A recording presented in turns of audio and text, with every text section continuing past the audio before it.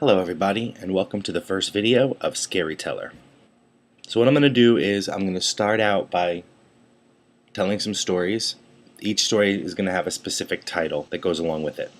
And when I get more comfortable with the editing, I'm going to make it look a lot better. But right now I just want to get some stories down and get used to the whole process. So enjoy!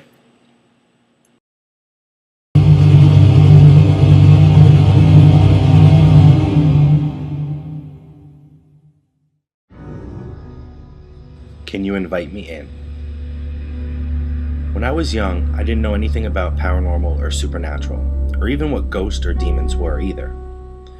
From what my parents told me about the experience I'm about to tell you, was that what started as an innocent imaginary friend took a horrifying turn for my entire family. But to me, I had a living, breathing friend who used to hide from the rest of my family.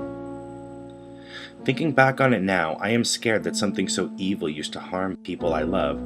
Since I am scared, I am going to call this friend Andy. I remember the day that I met Andy. I was about 7 or 8, and I was playing in my backyard pretending I was a fireman, when I heard from behind me, "Psst, hey, what are you playing?" I turned around and saw the older child, maybe 12 or 13, standing on the other side of the fence. I told him, "I'm playing fireman." He then asked, "Can I play with you?" And I said, "Sure." He then came into my backyard. After playing with him, my mom called me in for lunch. I went to invite Andy inside, but when I turned, he was gone. I told my mom all about him, and she was confused but happy I made a friend, because at the time she believed I had met a real person. Later that day, I went into the kitchen for some water, and as I looked out the back door, I saw Andy standing there. He asked me, "Can I come in to play?" I said yes. He then asked, "Can you invite me in?" I said, "Sure, come on in." Andy smiled and came in, and we played until dinner time. That night, I went up to bed, and I woke up hearing someone humming in my bedroom, so I sat up and saw Andy playing on the floor. I asked him, "How did he get in my room?" He told me he never left. I didn't question it and played with him. Well, I guess we were playing a little too loud, and my sister, who was in the bedroom next to mine, came in and told me to go to sleep. I said sorry, me and Andy were playing, but as I turned, again, Andy was gone. I guess the buzz in my family was that I had an imaginary friend, but no one thought it was dangerous because a child having an imaginary friend is normal. It wasn't until poltergeist hauntings started to occur that my family became concerned. It started out simple, lights flickering, doorknobs turning on their own, innocent things like that, but then it went to a whole nother level. One night, when my father woke up after hearing a loud crash in the kitchen, he went to investigate, and not one thing was out of place. And as he was walking up the stairs, he said he felt 2 hands forcefully push him, and he fell down the stairs. He wasn't injured. My sister was in the bathroom one day and felt someone pull her hair violently.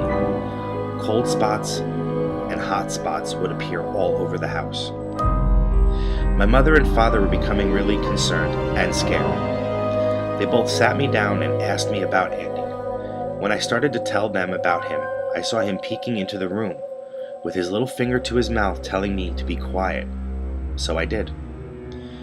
When they gave up, I asked Andy if he was doing this, and he told me that he liked to play pranks. I told him that he is scaring my family, and he told me he was just having fun. I told him that I thought he should stop, and his smile went away, and he stared at me with a menacing look in his eyes. Then, they went black. He then grabbed my arm and opened his mouth, and a loud growl came out. I screamed and tried to break free. My mom ran into the room as I was sitting there crying with a handprint bruise that was forming on my arm. From that moment, the haunting in my home got much worse.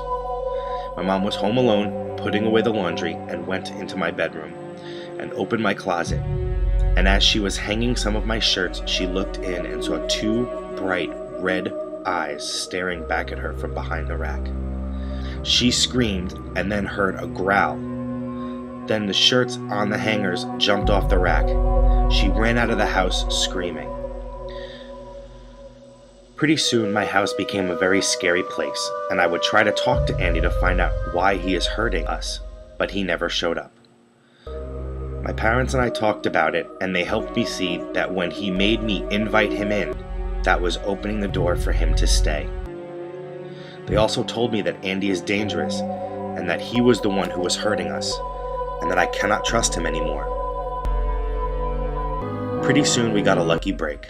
My father got a promotion at his job, and it meant we needed to move out of state, so he took it. After a few weeks, my dad bought a house, and we packed up to leave. The night before the big move, I woke up to hear crying. I sat up and saw Andy standing in the corner with his hands over his eyes. I said, "Andy, I haven't seen you in a long time." He ignored me and said, "You are leaving. I can't believe it. You are leaving me." I told him, "It's all right. He will make new friends." He looked at me and said, "Can I come with you?" I asked, "What about your parents?" He then asked, again angrier, "Can I come with you?" I said, "No, Andy, you can't come with me." He then vanished right in front of my eyes, and then my cold room warmed up quickly. I went back to bed and fell asleep. The next day the movers came and we moved. Me and my family got settled and everything was back to normal. Not one thing happened in our new home until one day when there was a scratching sound coming from the basement.